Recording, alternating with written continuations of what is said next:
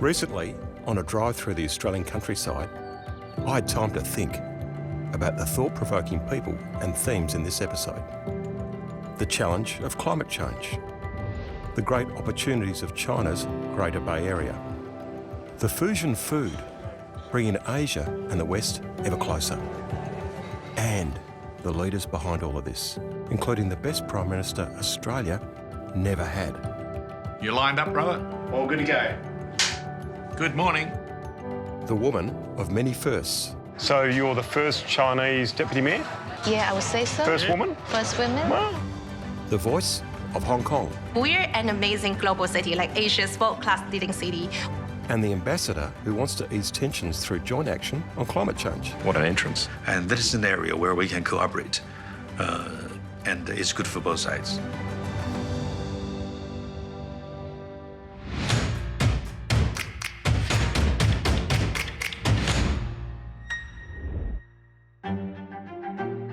These mighty windmills are a big part of a giant solution, one that will help save the planet.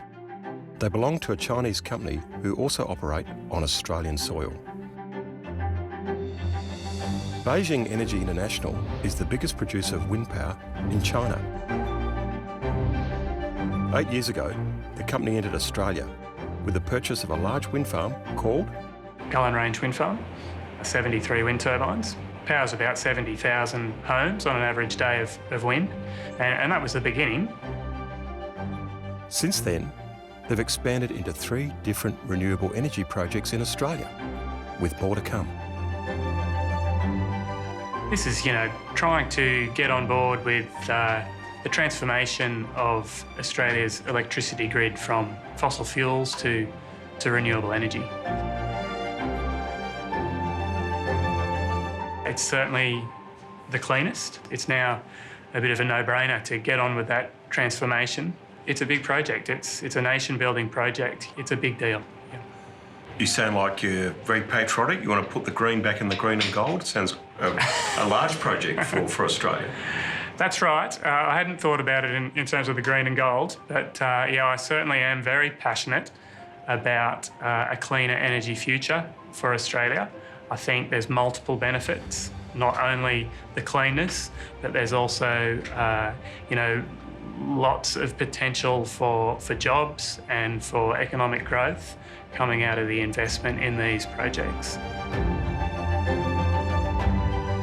Today, we are going to put the wind in your sails. It's out with the old and in with the renewables. From a man who went from Formula One gas guzzler to a king of clean and green. His name is Derek Powell, and he's the Deputy General Manager of Beijing Energy International in Australia. So, Derek, welcome to the show. Thank you, Tim. Now, I was going to ask you, before you joined this industry and this company, you worked for Honda? Yeah, I certainly had an unusual background, history, compared to other people who are working in the renewable energy industry. That's right, yeah. I decided when I was in my youth that I really wanted to work in motorsport, and I ended up working in Formula One for Honda.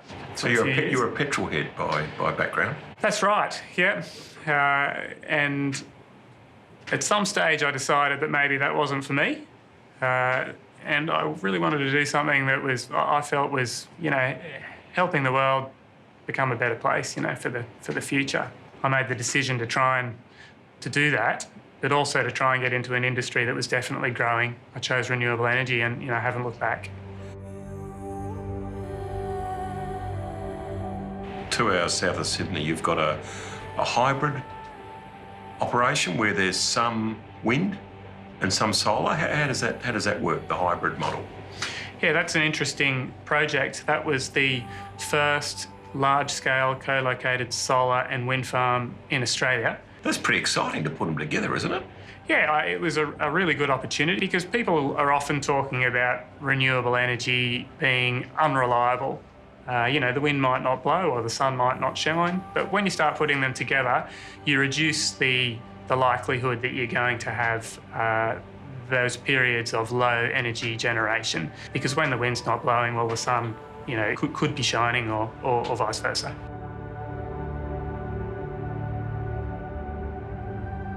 3.5 hours west of Sydney is the bucolic country town of Mudgee. Not far from there, under the scorching Australian sun, is Beijing Energy's latest investment. And it's all solar. We continue to grow the business. One of them is a new solar farm near Mudgee.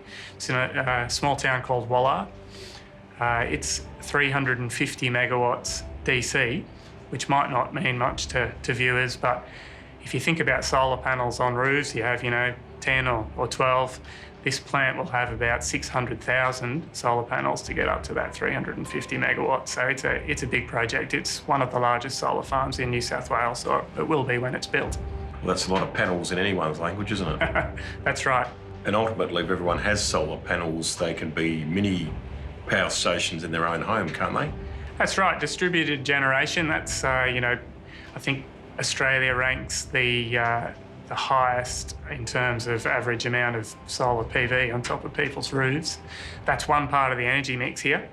And large-scale wind and solar, has a big part to play as well. So what you're saying, in terms of resources, sun and wind, Australia could be a renewable energy superpower. It's got the land and sun and wind, but it needs skilled labour and it needs capital from China and elsewhere to make it happen. That's right, yeah. And this is the man who could help make it happen. In Australia, he is known as Mr. China. Few Australians are better connected to or more knowledgeable about China. You lined up, brother? All good to go. Oh, look at that. Good morning. His name is Warwick Smith, a former senior minister in John Howard's coalition government and the long-time chairman of the Australia-China Council. So Warwick Smith, welcome to the program. Now, I've often said you're probably the best Liberal Prime Minister we never had. Well, look, you've met my late mother, and you can still remember her injunction to everyone she ever met from the media or anywhere else. Why can't my son Warwick from Launceston have a go? There should be a Tasmanian every century that goes to Canberra as leader. I cannot but agree. Now, having said that, had you been Prime Minister, how do you think the relationship with China would be? Well, I'm a little bit more exposed to China than most people, both as a politician, being there in Canberra for about 17 years, and more latterly in business. My sense is there needed to be a bit more of an appreciation of the depth of the 50-year relationship that we've had with China at multiple levels, and that also that our commercial relationship is extremely significant.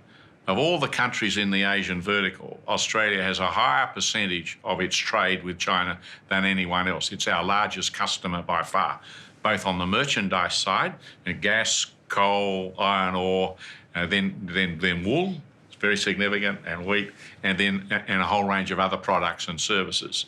So my argument always is that you respect your customer, you respect both the system under which they operate, you expect for them to respect ours, and that our approach should be one of principled realism.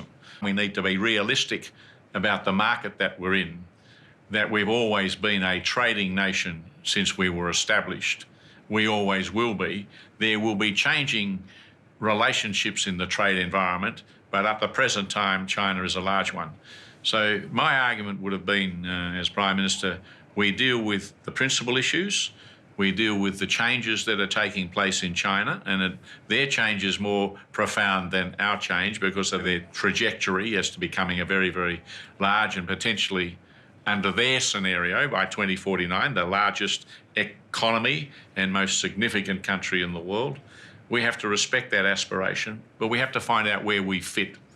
And that takes a bit more nuance, a bit more subtlety than what we saw in the last 10 years.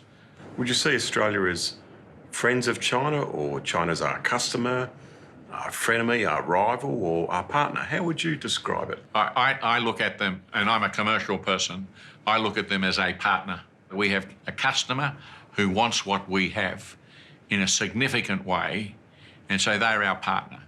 Now, partners require some trust, they require some respect. The mutuality that exists between the needs that they have and the needs that we have. And they have needs for a developing country of product that we have and some services that we have. This idea of mutuality and common areas of interest is not unique to the Australian side. Zhao Shun, China's ambassador to Australia, expressed similar views in our recent conversation. A lot of people talk about the national interest in Australia and in China with respect to foreign investment. But as you've pointed out, often Chinese foreign investment plays an important role in shoring up jobs for Australians and providing revenue. Do you think we need to understand more about the national interest of both countries? Well, China and Australia, we are two nations. We are two independent nations. And China has China's national interest, and Australia does the same, their own interest. But when we put these two countries together, we'll find out there are areas where the two interests overlap with each other. And this is what I call it, the overlapping areas of our common interest. And this is the area where we can cooperate. And there are areas which do not overlap, but these are the area of differences. But in my views, there's no such area between China and Australia that we find it confrontational in nature. There's no such area. So it is my strong belief that we've been cooperating so successfully for the past several decades. And let us be friends, let us be partners rather than adversaries or foes. And let's continue to be good partners. Which brings us back to actual examples of how partnerships between countries and companies can work to everyone's advantage. Now, I've heard by 2023 you want to target power for, is it 750,000 homes? That's quite an ambitious target. I mean, do you think you'll meet that, or is that just aspirational? We certainly want to grow. There's the need to grow. The government has legislated, 43% decrease in emissions from 2005 levels by 2030, and the electricity sector is very well placed to deliver a large portion of those reductions. So technology exists to do that, and there's a desire. There are, of course, some challenges and some hurdles for us to get past, but I'm confident. Yeah. So that target for the Albanese government is pretty ambitious, isn't it? But do you think they can do it, or what's in their way, do you think? I think it depends who you talk to on whether it's ambitious. I think it's great we've got a target. Some people think that it should be higher, and some people think that it should be lower. But we're committed to meeting the target that's been legislated. And of course, there's the other big target, net zero by 2050. So the Albanese government, has announced this target, net zero. Do you think it's an ambitious target? What will get in their way, do you think? In terms of challenges that face the government, I think there are numerous challenges. There's a labour shortage at the moment. We've seen immigration decrease during the COVID period, and we need skilled people to do this transition, and lots of them, I think. So there's one potential problem. The other thing is that the costs involved here are high. In 2018, we saw that there was 10 gigawatts of renewable energy constructed, and it cost about $6 billion. But that 10 gigawatts is nowhere near what we need. 30 gigawatts has been estimated to replace some of our ageing coal-fired power stations that will retire soon.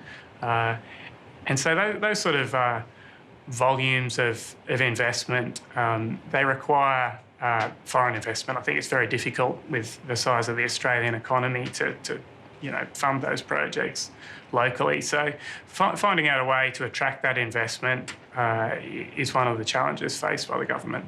Let's pick up two issues there. There's labour and capital. So with labour, can we invest in TAFE and training? Can we retrain coal miners and people from the older industries to work in the new? Or is it just an immigration question? It must be multifaceted. I think it's a combination of all of those, Tim. Yeah. I think one thing we've seen is that it's not just Australia going through this transition. It's worldwide. And so immigration used to be a good source of those sort of skills, and I think it can be a source. But those people are valued in their home countries at the moment. So, you know, it's getting more difficult to attract them to come to Australia. We have to rely on things like the weather rather than just the industry. Yeah.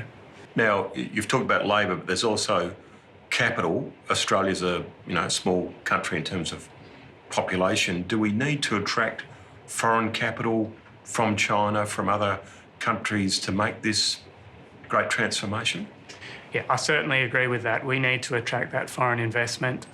We need the price of energy to the consumer depends on the cost of constructing those generation stations. And one of the major costs in building a big power station is the cost of your finance, the cost of your capital. And there's just lots of cheaper options to get capital when you open yourselves up to that foreign investment. But whether it be in Australia or in China, huge opportunity exists. 这个中国的新能源电力发展正处于一个重要的战略机遇期。这个中澳两国对气候问题认识是深入且一致的，应该是。气候变化和环境的恶化是全球经济繁荣及人类福祉的生存的最大的威胁，也是人类共同面临的且亟待解决的问题。最后呢，请您结合这个 This man is Derek's boss. Speaking from China, he has a welcome message for Australia. 澳大利亚各界朋友们，在澳的中国企业家们，我是北京能源国际控股有限公司董事长张平。今年是中澳建交50周年，50年来，中澳两国在众多领域开展了广泛的合作和交流，有力地推动了中国的现代化建设，同时也促进了澳洲经济的发展和繁荣，特别是在可再生能源行业，更是合作成果丰硕。实现碳达峰、碳中和也是中澳两国的共同愿望。我认为中澳两国可再生能源领域的深入合作，符合两国人民的根本利益。希望澳大利亚能够保持稳定、友好的政治氛围和公平公正的营商环境。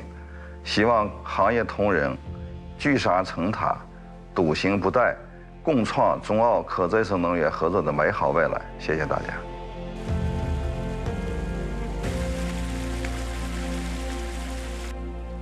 I've just met Beijing Energy International company that looks at wind and solar in Australia, Chinese company operating in Australia. Do you think climate change and that challenge is a new area of cooperation between China and Australia? Absolutely, yeah. Well, between China and Australia, we have so many areas we have been cooperating in the past, and we should continue these cooperation in these areas. At the same time, we should explore new frontiers. And climate change is just one of these new frontiers, in my views. We also can think about green energy, think about infrastructure. But in terms of climate change, we've been cooperating very successfully, actually, over the past, at least 1 or 2 decades. The earliest solar pad technology was from New South Wales University. Yeah, we commercialized it in China. It's been very successful. And now China is, we have some experience and technology in this area, and Australia has resources, has the technology, and there's a new innovations constantly. So there's good potential. And by the way, both Chinese government and the Australian government have good, strong ambition to make further efforts to address the climate change challenges, and that is an area where we can cooperate, and it's good for both sides. There's a lot of sunshine and wind to go around. There's plenty, and there's plenty of people looking to use electricity in their homes and in industry. Yeah. Be it to power the bright lights of Sydney or the brighter lights of Hong Kong, or even a slice of Hong Kong in Sydney. So Trista, welcome to the show. Yeah. Welcome to Hong Kong House, team. It's a magnificent building, isn't it? It is, and it has a very long history. When did it start, It was built, Hong Kong House, it was actually built in 1891, so that's long time ago. But then it started off as a hotel, like it was called Central Hotel, and then early on Gresham Hotel. And then in the 1980s, it became office accommodation. And in 1995, that's when we set up this Sydney-Hong Kong Economic and Trade Office in Sydney. And currently, in addition to our office, it also houses Hong Kong Tourism Board, Hong Kong Trade Development Council, and Invest Hong Kong. These 4 organizations that focus on promoting Hong Kong together. So this is a one-stop shop for everything Hong Kong. Yeah. Here in Sydney. Yeah, so it's called Hong Kong House. The small, densely populated island that is Hong Kong has always punched above its weight. You know, you have a large population in a small area, producing an enormous GDP. Yes, we have like a very small size, but then we have like a population of 7.4 million Hong Kong people. And we are like the world's 6th largest trading commodity place. So I think it's quite interesting that it's a small place, but then our business activities are really huge. And becoming bigger, especially if you consider that Hong Kong is the gateway to China's Greater Bay Area.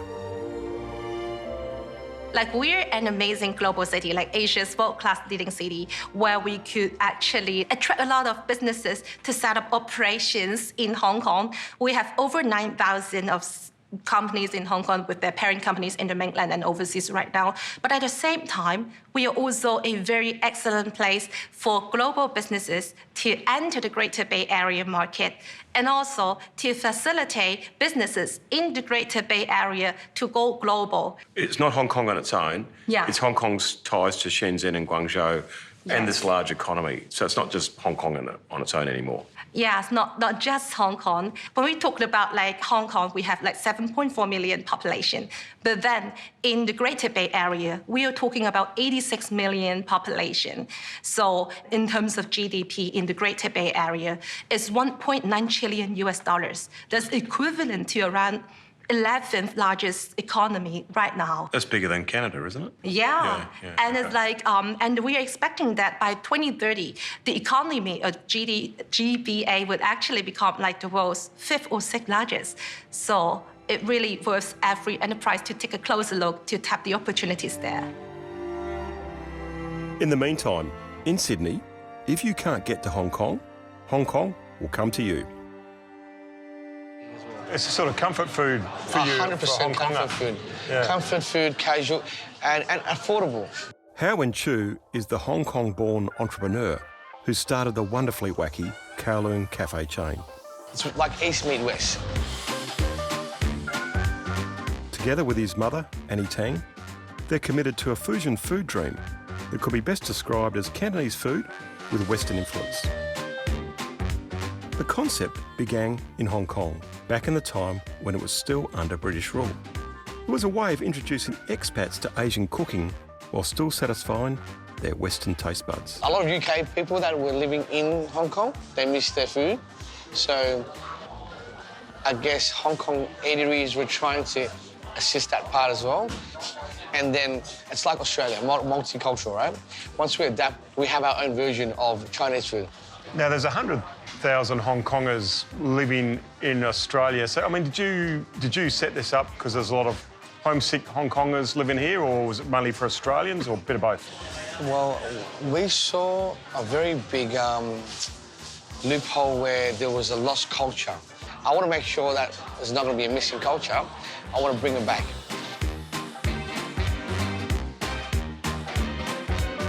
I think bringing the Hong Kong food back in a trendy style, in a fun way, has given it a lot more colours to it. As you can see, the neon lights, all the streets, all this stuff is just vintage.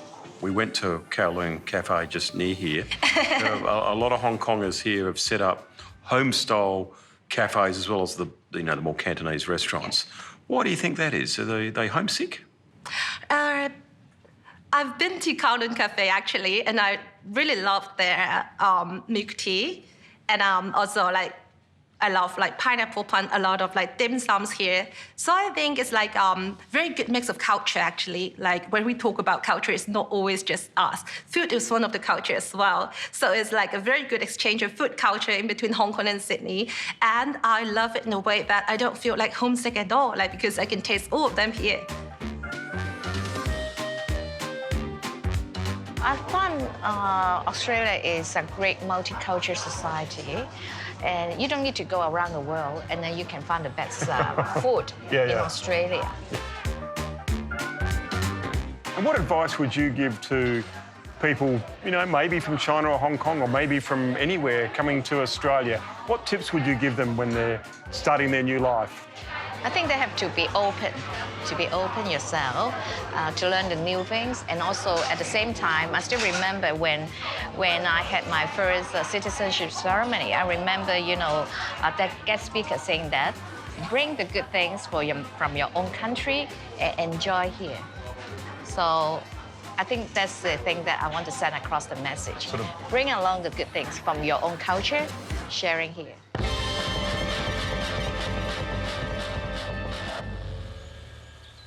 I think this is a great tradition of the Chinese nation. Brave enough to reach out, leave your own hometown and go to different new places and make friends with the local people and be friends and cooperate and make our business successful. It's several thousand years of tradition. And there's a saying that says every Chinese is born a businessman, entrepreneur. We have such a tradition. We would like to do business, trade with neighbors, with other people, with people from other countries. And this is a part of the Chinese culture. And in this upcoming global economic environment, it's important that countries in the world and people from different parts of the world should think about addressing the challenges together. Which brings us back to the biggest challenge of all, climate change, and the example of how one company, big in China and becoming bigger in Australia, is investing in new solutions which will help transform both nations. I think the next 15 years, I really think we can make some big steps. We should be proud of what we've achieved to date and be planning for the future. Now, finally, because you were a gas guzzler and now you're Mr. Renewables, what car do you drive? Yeah, well, I'm still undergoing that transition myself, Tim. Yeah, I live quite a way out of the city. The electric car infrastructure hasn't quite worked its way out to me. I am sorry to say that I still do drive a fossil fuel powered car, but I'm really looking forward to making the transition. Well, I look forward to hearing about your future journey and the great transformation of Australia too that you've described. Thank you, Derek. Thank you very much, Tim. Good.